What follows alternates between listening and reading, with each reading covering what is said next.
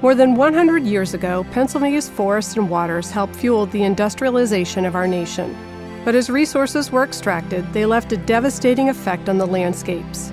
Stripped hillsides, polluted waters, decimated flora and fauna. Thankfully, visionaries like Gifford Pinchot had the foresight to recognize the value of these lands. Reforestation, clean water, scenic beauty, and citizen enjoyment. They purchased hundreds of thousands of acres for future use. Those lands established many years ago and added to over the century have evolved into one of Pennsylvania's greatest treasures, our state park system.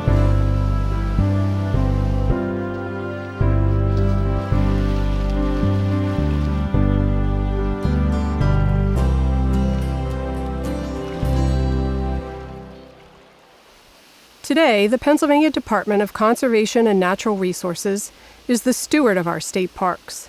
The spirit of those early conservationists is still alive within its people, who now face a new century of challenges and opportunities. We've been handed a gift by our predecessors. What we do with this gift is an enormous responsibility. Our challenge is to not only honor our traditions, but envision the future Pennsylvania, 50, even 100 years from now. With its 117 state parks and 3 conservation areas, the Pennsylvania State Park System is one of the largest in the country.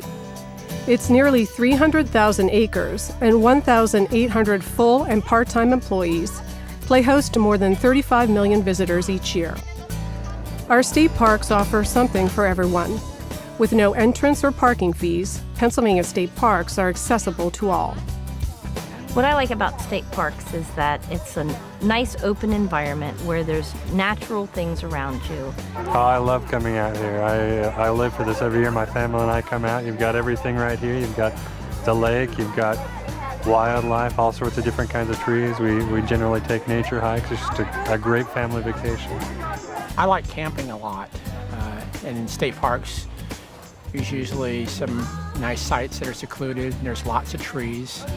Even though our most recent surveys show that 97% of our visitors are highly satisfied with their state parks, we have to constantly innovate and improve for the people that we serve and the lands that we protect in order to have relevance in the future. We've conducted recreation surveys, urban youth and baby boomer focus groups, and youth discussions to better adapt our programs, services, and facilities. This information has led to new programming, partnerships, and facilities, including the new overnight accommodations, like our new Nature Inn at Bald Eagle, which will take the park system to a whole new level in its comfort, interpretation, and its green technology.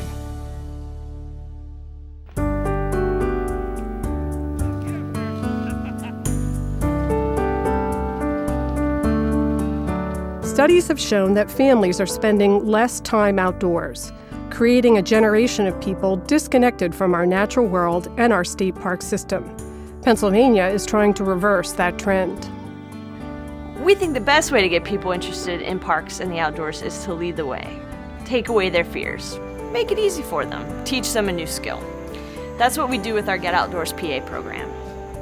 Started in 2004, the Get Outdoors PA program offers guided recreation programs. Glide through the lake on a kayak. Learn how to camp with your family. Make your own snowshoes and then take them for a snowy trek. Programs are all organized and led by seasoned state park staff or partner organizations. Nearly all the programs are free. We call it recreation with a purpose. Not only do we show the visitor a fantastic time, we also teach them about what we're doing to protect the natural resources and why they should care.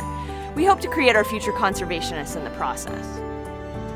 State Parks personnel led more than 1,500 Get Outdoors programs in 2008, with more than 55,000 people getting a good dose of the outdoors.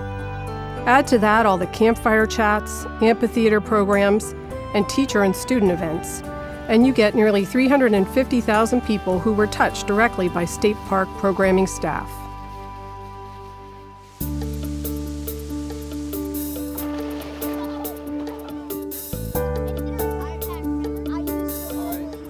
One of the most important state park visitors is a child.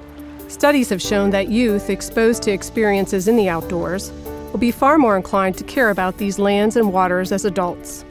What I like most is the varieties of activities they allow you to do, like hunting, fishing, swimming, hiking, salamander hunts, and all the outdoors activities that they have. My family went to Ohio Pile and we went whitewater rafting. It was really, really fun. My favorite thing at the state park is when we went canoeing and we had fun and we found fossils. My favorite time at a state park was when we were playing at the rocks at World's End. They're really slippery and you go right into the water from the rocks, and it's really fun. Not all young people have equal exposure to natural experiences. We teamed up with urban parks and rec programs and youth organizations to create the Adventure Camp program, a summer camp program for teens. More than 150 kids attended camp in 8 metropolitan areas last summer. This is such a fantastic partnership with DCNR. Some of these kids have never been to a state park. Not only did we take them outside their city blocks, we opened their eyes to a whole new world of nature. This camp made a lifetime impression on these kids. More than 100 state parks educators and programming staff touch thousands of students and teachers each year, both in the parks and in the classroom. One of the most successful initiatives is One Bird, Two Habitats, offered at Nolde Forest Environmental Education Center, one of 5 full-service state park education centers. This is an important program for inner-city Latino students. It studies the migration of birds between Pennsylvania and the students' country of origin, in South America and the Caribbean. It shows that what we do here can impact other parts of the world.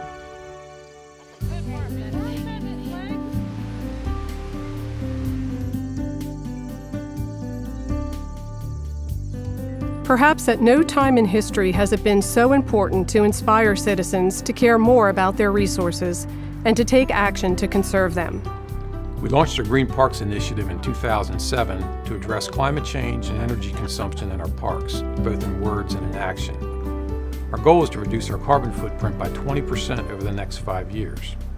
We installed wind turbines with public education displays in 6 of our state parks that now power our offices.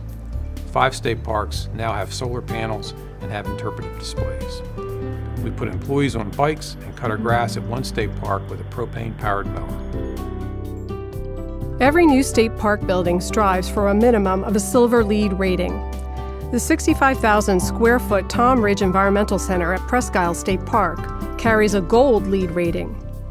Pennsylvania State Parks is the first state government entity to be selected to provide master educator courses by the Leave No Trace Center for Outdoor Ethics.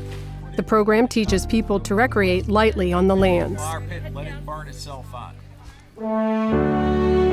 The darkest skies east of the Mississippi, the Pennsylvania Grand Canyon, the largest known bat colony in the state, the largest elk herd in the Northeast, Pennsylvania's only seashore, all protected and enjoyed in our state parks. We continue to add to the system to help protect the parks against encroachment and to preserve our special areas. People and partnerships have been the backbone of making our parks what they are today. From conservation volunteers to well-organized friends groups, the citizens of Pennsylvania give back to their lands. The Pennsylvania Parks and Forest Foundation works with the state parks to foster this voluntary stewardship of our public lands. We're in an important turning point in our history. The role of our state parks has expanded. We've grown from land protectors and recreation providers to models of best practices, conservation advocates, and educators of our future stewards.